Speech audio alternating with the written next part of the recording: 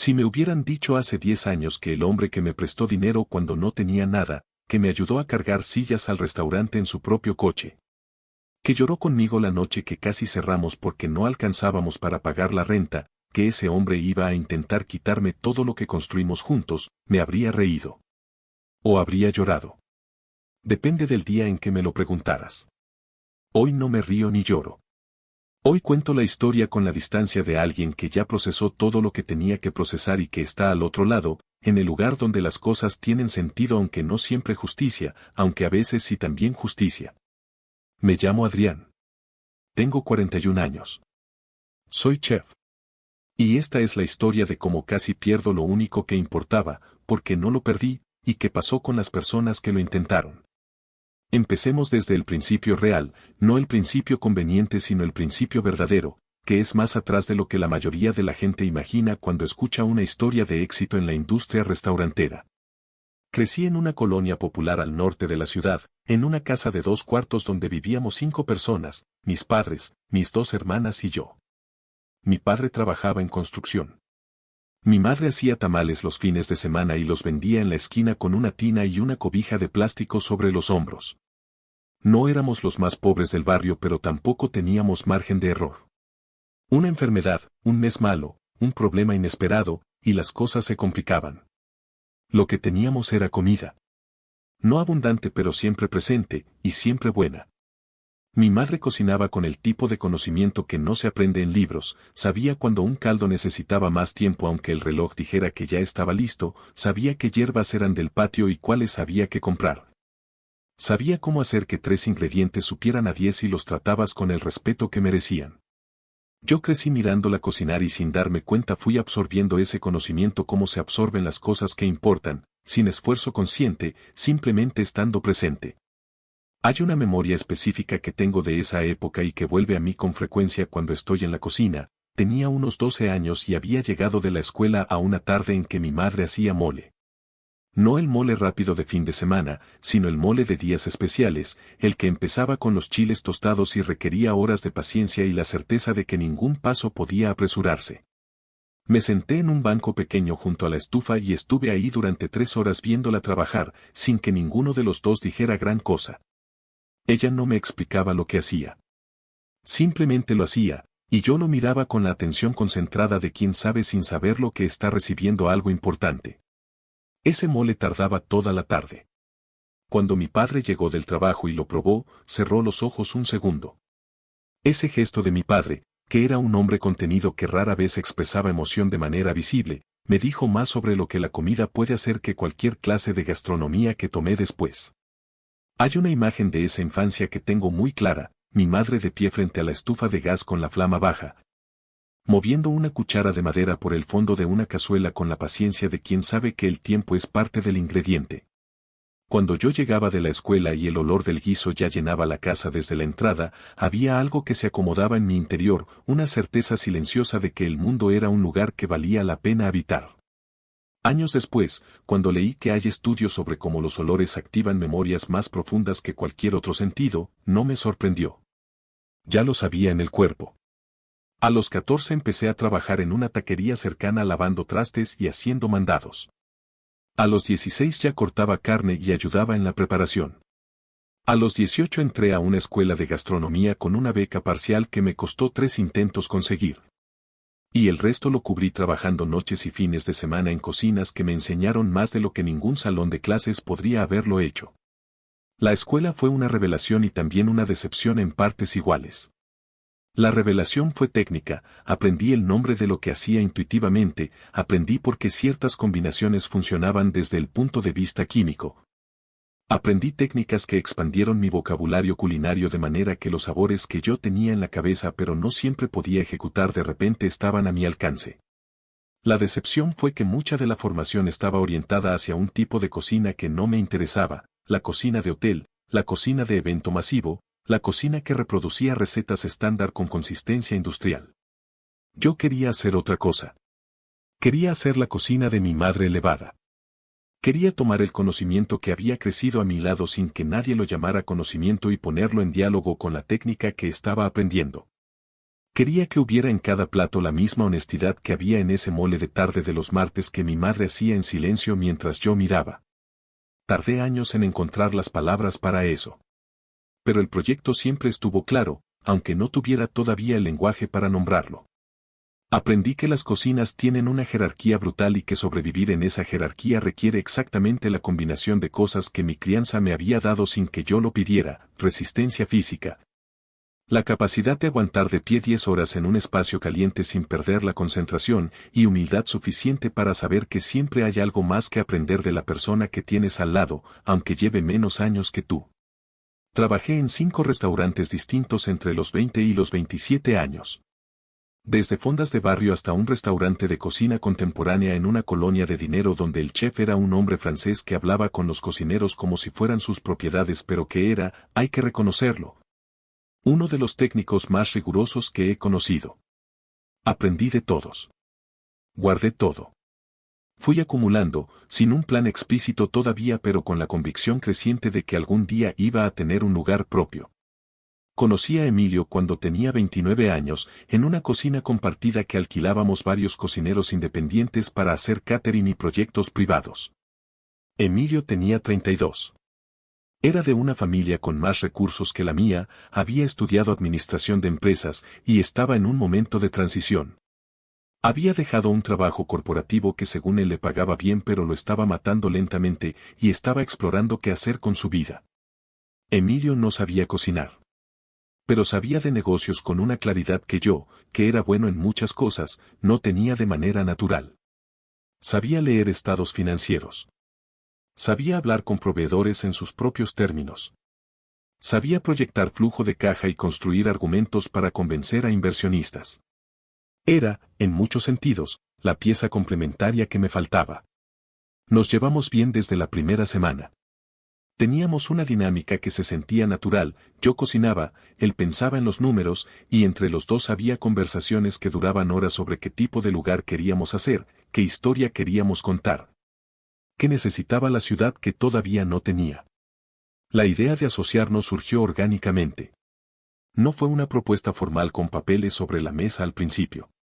Fue un proceso de varias semanas de conversaciones que gradualmente se fueron volviendo más concretas hasta que un día Emilio dijo: «Esto no es un proyecto hipotético, ¿verdad?». Y yo le dije que no lo era. Que si íbamos a hacerlo de verdad, había que empezar a hablar en serio. Aquí es donde tomé una decisión que en ese momento me pareció simplemente precavida y que con el tiempo se reveló como la más importante que tomé en todo este proceso. Antes de firmar nada con Emilio, antes de comprometer un solo peso de lo que había ahorrado, fui a ver a un abogado. No el tipo de abogado que te hacen firmar un contrato estándar de asociación en 10 minutos. Fui a ver a un abogado especialista en derecho mercantil que me recomendó un conocido de la cocina compartida, una mujer que tenía exactamente la reputación que yo necesitaba, meticulosa, lenta cuando tenía que serlo, y con la costumbre de asumir que cualquier sociedad podría terminar mal aunque empezara bien. Se llamaba la doctora Verónica Salinas. Tenía unos 50 años, una oficina pequeña en un edificio sin pretensiones, y la costumbre de hacer preguntas que al principio te parecían innecesariamente pesimistas. Me preguntó qué pasaría si yo quería salir. ¿Qué pasaría si Emilio quería salir? ¿Qué pasaría si ninguno de los dos quería salir pero alguien quería traer a un tercero? ¿Qué pasaría si el negocio generaba utilidades y uno quería reinvertir y el otro quería distribuir? ¿Qué pasaría si uno de los dos moría? Me pasé 3 reuniones con ella respondiendo esas preguntas antes de que se redactara una sola línea del contrato. Al final teníamos un acuerdo de asociación de 42 páginas que cubría cada escenario que la doctora Salinas había imaginado en sus 30 años de ver sociedades caerse a pedazos. Cuando Emilio lo leyó, me dijo que era exagerado. Que parecía que no confiaba en él. Le dije que no era cuestión de confianza, que era cuestión de ser ordenados. Que los mejores socios son los que tienen todo claro desde el principio precisamente porque confían entre sí. Emilio lo firmó. Yo lo firmé. La doctora Salinas guardó una copia en su despacho. Esa carpeta de 42 páginas fue la cimentación del edificio. Todo lo demás vino después. El restaurante se llamó Raíz. No fue mi primera opción de nombre ni la de Emilio, pero fue la que los dos encontramos al mismo tiempo en una conversación y que, cuando la dijimos en voz alta, encajó de una manera que no requería más discusión. Raíz. Porque era exactamente de lo que se trataba: cocina de raíz, ingredientes de procedencia, técnica con memoria, el tipo de comida que respeta de dónde viene sin quedarse atrapada en el pasado. El local que encontramos era un espacio de 120 metros cuadrados en una calle secundaria de una colonia que en ese momento estaba en proceso de transformación. No era todavía la colonia de moda que se convertiría después, pero tenía los primeros indicios de que algo estaba cambiando. Galerías pequeñas que abrían. Una librería independiente. Una cervecería artesanal en la esquina. Era el tipo de vecindario que dentro de 3 años iba a ser exactamente el lugar donde un restaurante como Raíz quería estar. Firmamos el contrato de arrendamiento en febrero. Abrimos en septiembre. Entre esos 2 meses hay una historia que merecería su propio episodio. La remodelación fue un campo de aprendizaje acelerado sobre la diferencia entre el mundo de los planos y el mundo de las paredes reales. El espacio que habíamos visto vacío en diciembre, con luz de tarde entrando por ventanas grandes y el olor a cerrado de un lugar que había estado sin uso meses, se convirtió en un laberinto de decisiones que ninguno de los dos había anticipado completamente. El sistema eléctrico original no tenía la capacidad para una cocina profesional y había que rehacerlo. El piso que habíamos planeado conservar tenía debajo una capa de humedad que requería tratamiento antes de poder cubrirse. Las especificaciones de ventilación para la cocina eran más exigentes de lo que el arquitecto original del local había calculado. Cada problema era dinero. Y el dinero era la suma de los ahorros de 2 personas, más un crédito que habíamos conseguido después de 3 rechazos y una presentación que Emilio y yo preparamos juntos durante 2 semanas para el 4º intento. Cada peso importaba. Hubo una noche a finales de julio en que estábamos los dos solos en el local a las 11 de la noche, con una linterna porque la nueva instalación eléctrica todavía no estaba activa, revisando qué faltaba y haciendo el cálculo de si íbamos a poder terminar a tiempo con lo que quedaba de presupuesto. Emilio hacía números en su teléfono. Yo miraba las paredes a medio terminar. Me preguntó si creía que íbamos a lograrlo. Le dije que sí. Me preguntó por qué estaba tan seguro. Le dije que porque no había otra opción que me aceptara. Emilio se rió. Fue una risa genuina, de esas que salen cuando algo es exactamente tan ridículo y tan verdadero al mismo tiempo que no hay otra respuesta posible. Esa risa, en ese local a medio terminar con una linterna entre los dos, es una de las memorias de Emilio que guardo con más claridad. Porque era real. Esa parte sí era real. Los 7 meses intermedios fueron los más intensos de mi vida hasta ese punto: remodelación, diseño, selección de proveedores, construcción del menú, contratación del equipo. Gestión de permisos que tardaron más de lo que debían.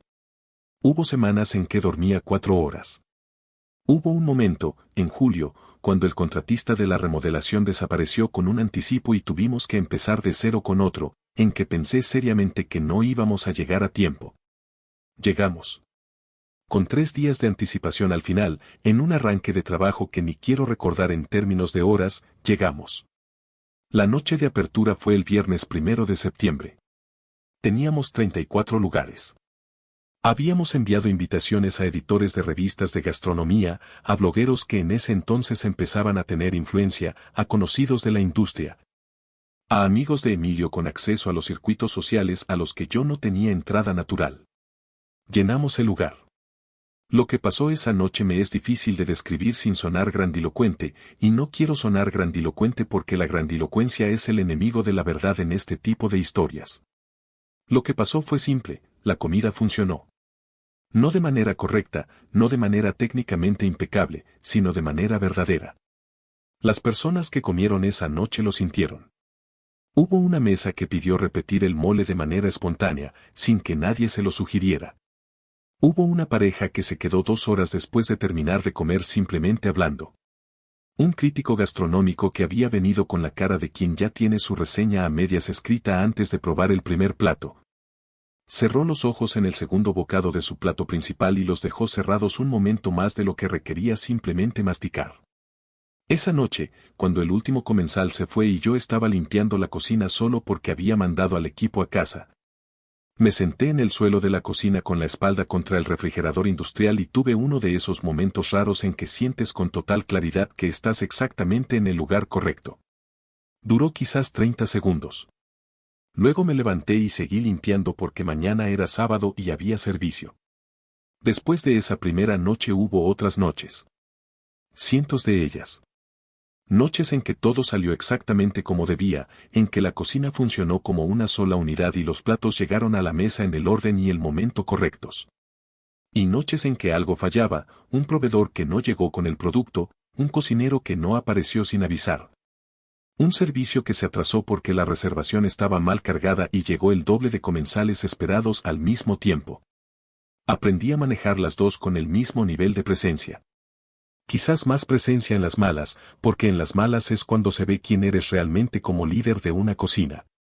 Los primeros 2 años fueron duros de la manera en que son duros todos los primeros años de un restaurante, márgenes ajustados, rotación de personal que te quita el sueño. Semanas lentas que te hacen dudar seguidas de semanas intensas que te recuerdan por qué lo estás haciendo. Emilio y yo nos complementábamos bien en ese periodo.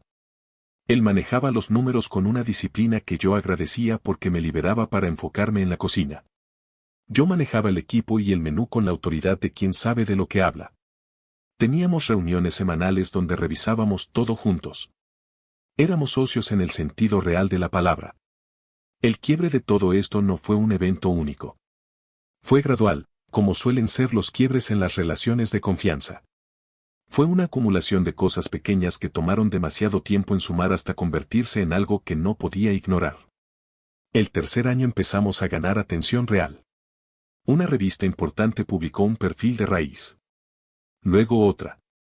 Un cocinero extranjero que visitó la ciudad mencionó el restaurante en una entrevista en su país. El tiempo de espera para una reservación pasó de nada a 2 semanas a un mes. Los precios que podíamos cobrar aumentaron de manera orgánica porque la demanda justificaba ajustes que antes no podíamos hacer. Para el 4.º año, Raíz era un negocio rentable de verdad, no solo sostenible sino genuinamente lucrativo. Y ahí fue cuando noté el primer cambio en Emilio. No fue que se volviera hostil. Fue más sutil que eso. Fue que empezó a hablar del restaurante en entrevistas de una manera diferente. Cuando una periodista le preguntó cómo había nacido Raíz, la historia que contó no era exactamente mentira pero tenía ciertos énfasis que me incomodaron.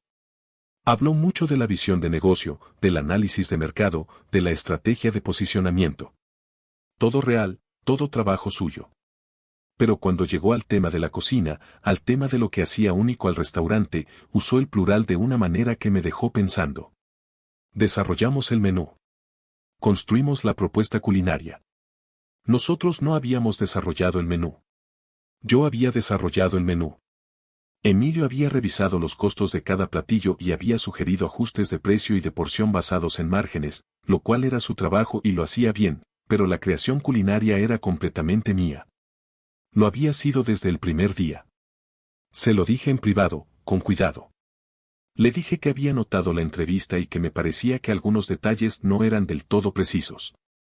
Emilio me dijo que era mi sensibilidad artística, que no era para tanto, que él nunca había dicho que cocinaba, que simplemente hablaba del proyecto como algo compartido porque lo era. Lo dejé pasar. Primer error. 4 meses después Raíz recibió su primera distinción importante en una guía gastronómica nacional. Era el tipo de reconocimiento que cambia la categoría en que opera un restaurante, que te pone en una lista que la gente consulta cuando quiere saber cuáles son los mejores del país. Era un salto cualitativo enorme. La noche que llegó la notificación, Emilio y yo la celebramos juntos con el equipo. Fue una noche bonita, genuina, el tipo de celebración que une a las personas que han trabajado juntas por algo.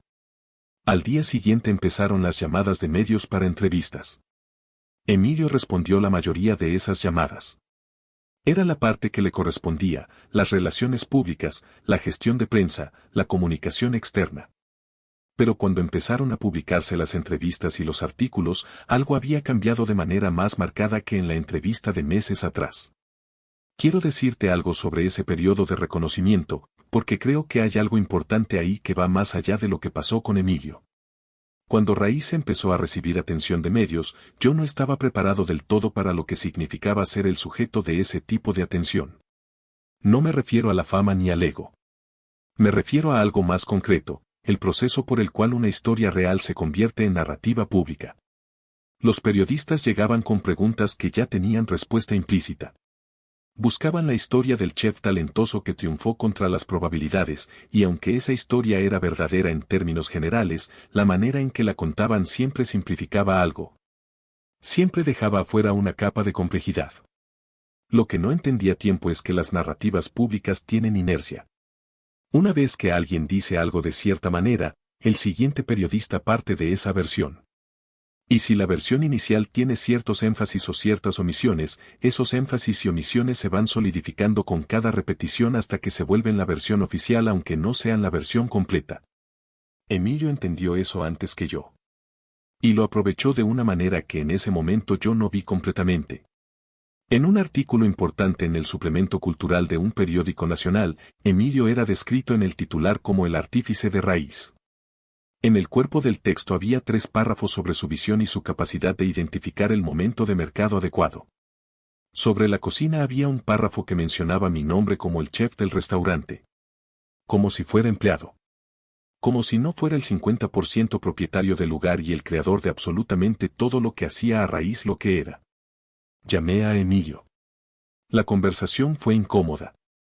Me dijo que no había dado esa entrevista con esa intención, que así era como la prensa económica enmarcaba las cosas. Que los periodistas de negocios siempre buscaban la figura del emprendedor visionario y que eso no significaba nada sobre la importancia de mi rol. Le dije que me parecía que era importante corregirlo. Me dijo que hacerlo sería torpe, que se vería mal para los dos, que la gente ya sabía quién era el chef del restaurante. Colgué el teléfono y me quedé pensando durante un rato. Llamé a la doctora Salinas esa misma tarde. No porque tuviera un problema legal concreto todavía, sino porque quería hablar con alguien que conociera el contrato, que entendiera la estructura de la sociedad. Y que pudiera ayudarme a pensar con claridad sobre lo que estaba viendo. La doctora Salinas me escuchó sin interrumpirme. Cuando terminé, hizo una pausa y me preguntó si había habido algún cambio en las operaciones financieras del restaurante. Le dije que no que yo supiera, pero que Emilio manejaba esas cuentas en el día a día y que yo revisaba los reportes mensuales. Me preguntó cuándo había sido mi última revisión detallada. Le dije que 3 meses atrás. Me dijo que revisara todo con cuidado. Que la narrativa pública era una cosa y que quizás era vanidad o torpeza de su parte. Pero que cuando alguien empieza a cambiar la historia de quien construyó que, a veces hay algo más operativo detrás de ese cambio. Revisé. Me tomó un fin de semana completo ir línea por los estados de cuenta de los últimos 6 meses. No encontré ningún fraude obvio, ningún dinero que faltara.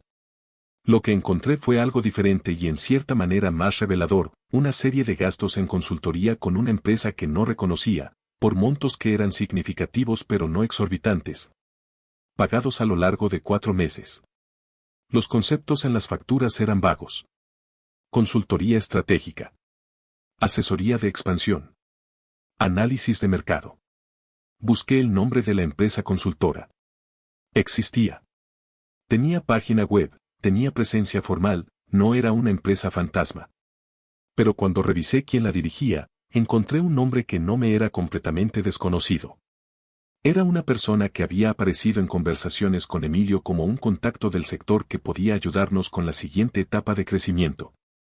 Llamé a Emilio y le pregunté sobre los pagos a esa consultora. Me dijo que eran parte de un estudio de factibilidad para abrir una segunda ubicación de Raíz, algo que llevábamos meses discutiendo de manera abstracta como posibilidad futura. Le pregunté por qué no me había dicho que estaba avanzando con ese proceso. Me dijo que pensó que lo sabía, que había mencionado que estaba explorando opciones. No me había dicho nada concreto. Y según nuestro contrato de sociedad, ningún gasto por encima de cierto umbral podía autorizarse sin aprobación de ambos socios. Le señalé eso. Me dijo que el umbral era para gastos operativos, no para inversiones estratégicas. Le dije que esa distinción no estaba en el contrato. Que el contrato era claro. Hubo una pausa en la conversación que duró unos segundos y que fue diferente a las pausas anteriores. No era la pausa de alguien que está buscando las palabras correctas para explicar algo. Era la pausa de alguien que está recalibrando. Me dijo que lo revisaríamos juntos en la reunión de lunes. En la reunión de lunes, Emilio llegó con una actitud que no había tenido antes en nuestras reuniones, más formal, más distante. Con una preparación que parecía de alguna manera demasiado estructurada para una conversación entre socios que llevaban 5 años trabajando juntos. Me presentó un documento que llamó Propuesta de Reestructuración. Lo leí. Me tomó 20 minutos leerlo con cuidado porque era extenso y porque quería entender exactamente lo que estaba diciendo antes de responder. Lo que estaba diciendo, en el lenguaje relativamente técnico de un documento de negocios, era esto.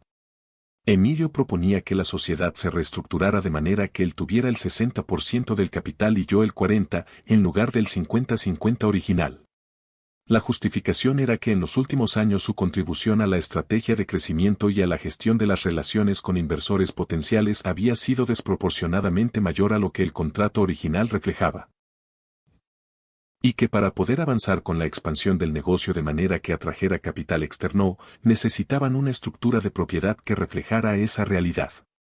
Había también, al final del documento, una segunda propuesta alternativa. Si yo no estaba de acuerdo con la reestructuración, Emilio estaba dispuesto a comprar mi parte a un valor que él había calculado y que, según su argumento, era justo considerando el estado actual del negocio. El número que ponía era significativamente menor al valor real de mi 50%. Cerré el documento. Miré a Emilio al otro lado de la mesa. Éramos los dos solos en la sala, como habíamos estado cientos de veces. Pero algo en el cuarto había cambiado de manera permanente y los dos lo sabíamos. Le dije que había recibido la propuesta y que necesitaba tiempo para revisarla con mi abogada.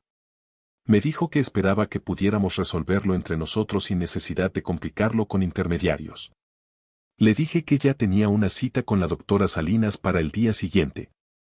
La expresión de su cara cuando dije eso me dijo algo que el documento no había dicho explícitamente. No esperaba que yo tuviera a alguien en quien apoyarme para esto. Había calculado, supongo, que yo era el cocinero, el artista, la persona cuya fuerza estaba en la cocina y no en las salas de juntas, y que cuando le presentara algo formal y estructurado, yo no sabría exactamente cómo responder. No había calculado los 42 páginas del contrato que firmamos 6 años atrás. La doctora Salinas leyó la propuesta de Emilio y luego me miró con la expresión de alguien que no está sorprendida. Me dijo que había visto versiones de esto antes. El socio operativo que gradualmente intenta redefinir los términos de la sociedad una vez que el negocio tiene valor suficiente para que valga la pena intentarlo. Me dijo que la buena noticia era que el contrato original era claro y que lo que Emilio proponía requería mi consentimiento explícito para ser ejecutado. Que sin ese consentimiento, cualquier cambio en la estructura de la sociedad era nulo. Luego me preguntó algo que cambió mi perspectiva completamente. Me preguntó qué quería que resultara de todo esto. Me tomé tiempo para responder de manera honesta. No quería destruir a Emilio. No quería una guerra. Pero tampoco quería perder el restaurante. Raíz era mi vida. No de manera abstracta o sentimental, sino de manera literal. Era el lugar donde había puesto todo lo que era como cocinero, como persona. Como hijo de una mujer que hacía tamales en la esquina y que me había enseñado que los ingredientes merecen respeto. No iba a dejarlo ir. Le dije eso a la doctora Salinas con más claridad y más convicción de la que había sentido en semanas. Porque lo que Raíz era no era abstracto para mí. Era el sabor del mole de mi madre, era la taquería donde lavé trastes a los 14, eran los 5 restaurantes donde había aprendido que la cocina es el lugar más honesto que existe porque la comida no miente. Era la noche de apertura con 34 personas y el crítico que cerró los ojos. Era todo eso. No era un activo en un estado financiero. Me dijo, entonces no cedas. Pero tampoco ataques todavía. Primero necesitamos entender exactamente qué está construyendo. Porque había algo que todavía no entendíamos. Los pagos a la consultora, la propuesta de reestructuración, el cambio gradual en la narrativa pública, todo apuntaba a que Emilio tenía un plan más amplio que simplemente reorganizar la sociedad. Pero necesitábamos saber qué era exactamente ese plan antes de responder. Lo que descubrimos en las semanas siguientes fue lo siguiente. Emilio había estado en conversaciones con un fondo de inversión gastronómica durante casi 8 meses. El fondo quería expandir Raíz de manera agresiva, 5 ubicaciones en 3 años, posiblemente franquicias en otras ciudades, una marca que pudiera escalar. Era el tipo de expansión que a mí me generaba profunda desconfianza porque había visto lo que le pasaba a los restaurantes cuando dejaban de ser proyectos artesanales para convertirse en operaciones de escala industrial. La calidad se diluía, los principios se comprometían, lo que hacía especial al lugar desaparecía para ser reemplazado por algo más eficiente y mucho menos verdadero. Pero para que el fondo invirtiera, querían una estructura de propiedad y gestión que les diera control suficiente. Necesitaban que el 50% de Emilio se convirtiera en mayoría. Y para eso necesitaban que yo cediera participación o que vendiera mi parte. La propuesta de reestructuración no había sido una idea de Emilio. Era el requisito del fondo para avanzar. Emilio había aceptado ese requisito sin decirme nada, había pasado 8 meses en conversaciones paralelas. Y solo me había presentado la propuesta cuando ya estaba suficientemente avanzado con el fondo como para sentir que podía presionar. Cuando la doctora Salinas me presentó este cuadro completo, me quedé en silencio un momento largo. No de rabia, aunque había rabia, sino de algo más complejo, de la comprensión de que este era el momento en que todo se definía. O yo respondía bien a esto o perdía el restaurante de una manera u otra.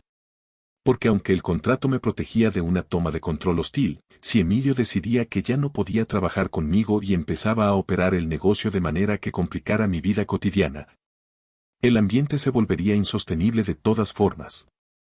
Necesitaba moverme con la misma cuidado y la misma anticipación con que había firmado ese contrato 6 años atrás. La doctora Salinas me presentó 3 opciones. La primera, aceptar la reestructuración con condiciones.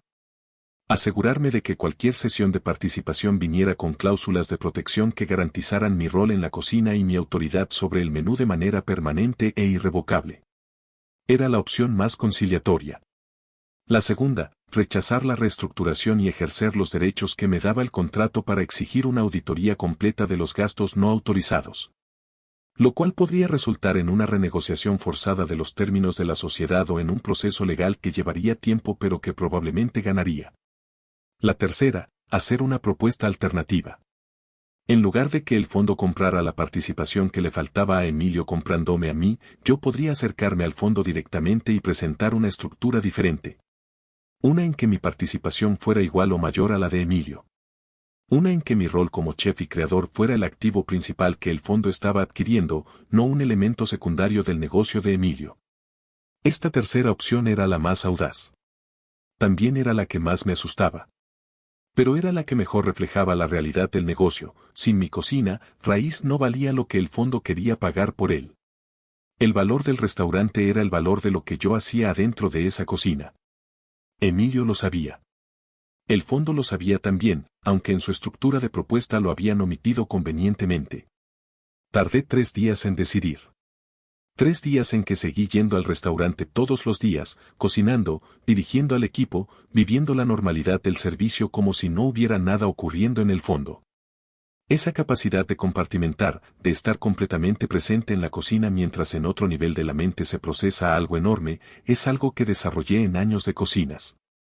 Un fuego en la estufa, una mesa que espera, un platillo que no puede detenerse a mitad de preparación independientemente de lo que esté pasando en tu vida personal. Aprendes a separar. En esos 3 días también hablé con personas que me importaban y cuyo criterio respetaba. Mi hermana mayor, que es la persona en mi familia que tiene la claridad más directa. Me dijo, ¿qué quieres que pase en 10 años? Responde eso primero y luego decide. Hablé con Tomás, un amigo cocinero que había pasado por algo similar, una sociedad que se disolvió mal y que me dio perspectiva desde el otro lado. Me dijo que los procesos legales siempre costaban más de lo que calculabas, en tiempo, en energía, en la capacidad de estar presente donde importaba. Que había que pensarlo con cabeza fría. Al 4.º día llamé a la doctora Salinas y le dije que quería explorar la tercera opción. Lo que siguió fueron 6 semanas de movimientos que ejecuté con una discreción que me costó un esfuerzo considerable. La doctora Salinas contactó al fondo de inversión a través de un intermediario neutral, sin revelar en una primera instancia que era en representación mía. Simplemente para conocer la estructura de su propuesta con Emilio y entender los términos exactos. Cuando la doctora Salinas tuvo esa información, me la presentó y lo que revelaba era esto: el fondo estaba dispuesto a invertir una cantidad significativa por el 40% de raíz. Emilio, con su 50% actual, vendería 10 puntos porcentuales al fondo y retendría 40. Yo, con mi 50%, quedaría reducido al 40 en la reestructuración que Emilio proponía, y esos 10 puntos adicionales también irían al fondo. Al final, fondo 40, Emilio 40, yo 20. Con 20% no podía bloquear nada. Era nominal. Era simbólico. Era la manera más elegante que habían encontrado de quitarme el control del negocio que yo había creado. Pero había algo que el fondo no había considerado completamente: el contrato de sociedad original. Que cualquier modificación a la estructura de capital requería el consentimiento explícito de ambos socios. Que sin mi firma, el deal no podía cerrarse. La doctora Salinas, cuando le presentó esta realidad al representante del fondo en una reunión donde yo estaba presente por primera vez, vio la cara del hombre cambiar. No esperaba que yo estuviera ahí. No esperaba que yo estuviera representado. Y definitivamente no esperaba que yo supiera exactamente lo que estaban construyendo. Le dije al representante del fondo, con la calma que había practicado, que entendía su propuesta y que tenía una alternativa que quería presentarle. Que mi posición era que el activo central de raíz, el que justificaba la evaluación que el fondo había calculado, era la cocina y la identidad culinaria del restaurante. Que eso era mío. Que si el fondo quería invertir en raíz de manera que el activo principal estuviera protegido, la estructura debería reflejar esa realidad. Le propuse que en lugar de comprarle participación a Emilio, el fondo comprara una participación nueva del capital de la empresa, lo que diluiría a ambos socios de manera equitativa pero mantendría mi posición relativa igual a la de Emilio. Y que como condición de cualquier expansión, mi rol como chef y director culinario fuera contractualmente protegido durante un mínimo de 10 años, con cláusulas de compensación si se intentaba modificar ese rol. El representante del fondo me miró durante un momento. Era un hombre de unos 45 años con la cara de alguien acostumbrado a controlar las conversaciones en que participaba, y en ese momento no estaba controlando esta. Me dijo que necesitaba hablar con sus socios. Le dije que tenía 2 semanas. Salí de esa reunión y fui directo al restaurante. Eran las 3 de la tarde, 2 horas antes del mise en place del servicio nocturno. Me puse el delantal, entré a la cocina, y empecé a revisar los fondos que habían estado en preparación desde la mañana. Mi segundo, Felipe, que llevaba 3 años conmigo y que tenía la capacidad de leer mi humor con precisión, me miró y dijo simplemente: ¿todo bien? Le dije que sí. Me creyó o decidió creerme, que a veces es lo mismo. Estuve en la cocina durante 5 horas. Cocinando, probando, ajustando. Siendo exactamente lo que era. Cuando el servicio terminó y el último plato salió, me quedé un momento solo en la cocina limpia, como esa noche de la apertura años atrás. No me senté en el suelo esta vez. Me quedé de pie en el centro del espacio y lo miré todo: los quemadores, las tablas, los cuchillos en su lugar, el orden que había aprendido que era la condición de cualquier cosa buena que se hiciera aquí. Este lugar era mío. La mitad legal, pero el alma completa. Emilio me llamó esa misma tarde. Su tono era diferente a todo lo que había escuchado de él en 6 años de sociedad. No era hostil. Era algo más parecido a desconcertado, como si hubiera estado construyendo un escenario en su cabeza durante meses y de repente las piezas no encajaran donde él había calculado que iban. Me preguntó qué estaba haciendo. Le dije que estando presente en mi propio negocio. Hubo una pausa. Y luego me preguntó si podíamos reunirnos en privado, sin abogadas, como lo que habíamos sido durante 5 años. Le dije que sí. Esa noche casi no dormí. No por angustia, o no solo por angustia, sino porque había algo que quería pensar bien antes de esa reunión, que iba a decir cuando Emilio me pidiera que le explicara cómo me sentía. Porque iba a pedírmelo, lo conocía suficientemente bien. Era su manera de procesar los conflictos, buscar el componente emocional, trabajar desde ahí. Y yo no quería pelearme desde las emociones. Quería hablar desde los hechos y llegar a algo concreto. Nos reunimos al día siguiente en un café cerca del restaurante, un lugar que habíamos frecuentado durante los primeros años cuando hacíamos reuniones informales en las tardes antes del servicio. Me senté en la misma mesa de siempre. Emilio llegó con la cara del que no ha dormido bien. Me preguntó si podíamos hablar como adultos. Le dije que sí. Me preguntó si yo creía que él quería quitarme el restaurante. Le dije que lo que quería y lo que estaba construyendo para lograrlo eran dos cosas distintas y que la segunda era lo que importaba en ese momento. Hubo una pausa. Emilio pidió otro café aunque el primero todavía estaba a la mitad. Era un gesto que lo delataba. Cuando estaba nervioso hacía cosas innecesarias con las manos, pedía cosas que no necesitaba, reorganizaba objetos sobre la mesa. Lo había visto hacer eso en las noches de crisis del restaurante durante los primeros años. Entonces me parecía entrañable. Ahora me decía que lo que venía a continuación iba a ser difícil para él decirlo. No voy a reproducir esa conversación entera porque hay partes de ella que son demasiado personales y que pertenecen a ese momento y a ningún otro. Pero sí te voy a decir lo esencial. Emilio me dijo que creía en el restaurante de una manera que yo no estaba viendo. Que la oportunidad de expansión era real y que si la dejábamos pasar por mi insistencia en mantener una estructura pequeña, íbamos a arrepentirnos. Que el mundo de la gastronomía estaba cambiando, que los chefs que se adaptaban al modelo de escala eran los que terminaban con legados reales. Y que los que se aferraban al modelo artesanal eran los que terminaban siendo anécdotas bonitas que nadie recordaba.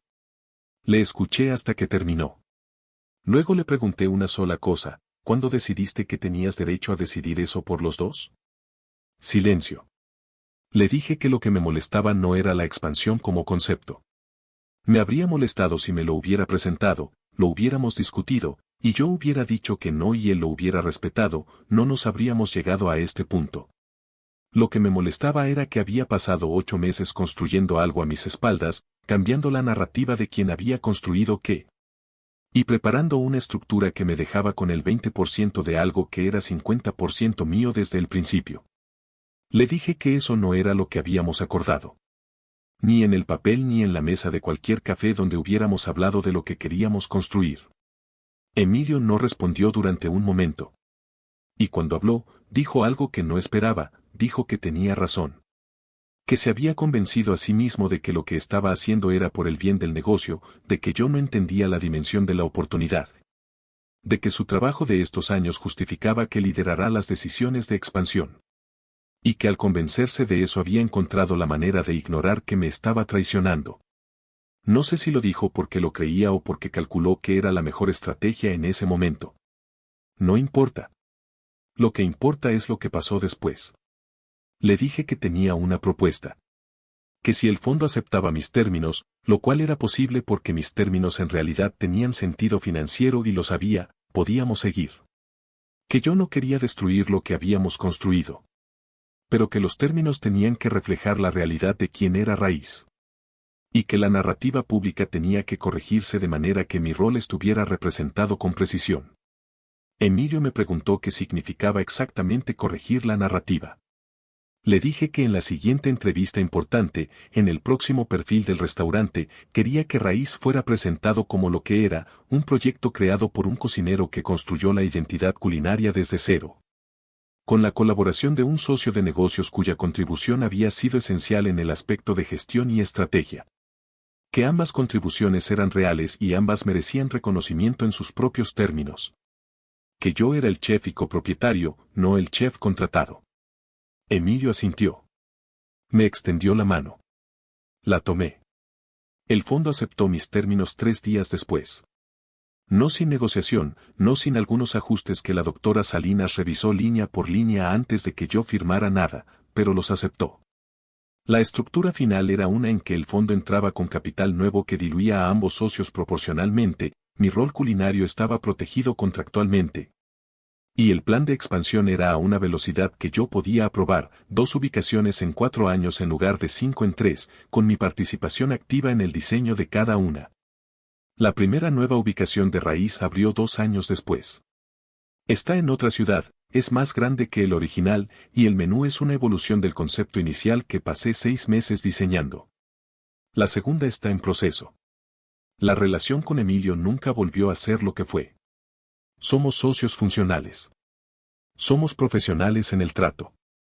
Pero la dinámica cambió de manera que ninguno de los dos puede ignorar. Ya no somos los dos hombres que lloraron juntos la noche que casi cerramos porque no alcanzábamos para la renta. Eso se fue el día que encontré esa propuesta de reestructuración sobre la mesa, y no volvió. No me parece trágico. Me parece honesto. Las relaciones cambian cuando las personas muestran quiénes son en las situaciones difíciles, y lo que Emilio mostró de sí mismo en esa situación fue algo que no puede ignorarse aunque se perdone. ¿Lo perdoné? En algún sentido, sí. En el sentido de que no vivo en furia hacia él. Entendí sus razones aunque no las justifique. Entendí que la ambición puede llevar a personas que tienen genuinamente buenas cualidades a tomar decisiones que no reflejan esas cualidades. Entendí que la presión de los inversionistas y la seducción de cierto tipo de éxito puede distorsionar el criterio de alguien que en circunstancias ordinarias sería diferente. Pero también entendí que confiar en las personas que te importan no significa ignorar lo que ves cuando lo ves. Que la confianza bien colocada incluye protecciones. No porque desconfíes sino porque eres honesto sobre el hecho de que las circunstancias cambian a las personas y que los acuerdos claros protegen las relaciones tanto como las destruye la desconfianza. Que la doctora Salinas, con sus preguntas pesimistas en una oficina pequeña, había construido el escudo que 6 años después me permitió mantener lo mío.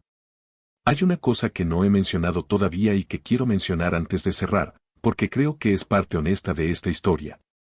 En el periodo más tenso de todo esto, el mes en que estaba esperando la respuesta del fondo y no sabía cuál sería, hubo noches en que el miedo era real. El miedo de perder el restaurante, sí. Pero debajo de ese miedo había algo más específico y más difícil de nombrar, el miedo de que todo lo que yo creía que era verdad sobre lo que había construido resultara ser más frágil de lo que pensaba. Que la historia que me había contado, la del cocinero que llegó sin nada y construyó algo real, fuera incompleta o ingenua. Ese miedo lo trabajé, no lo suprimí. Lo dejé estar en las noches cuando no podía dormir. Y lo que encontré al otro lado de él, cuando lo atravesé, fue algo más sólido que la certeza abstracta de que tenía razón.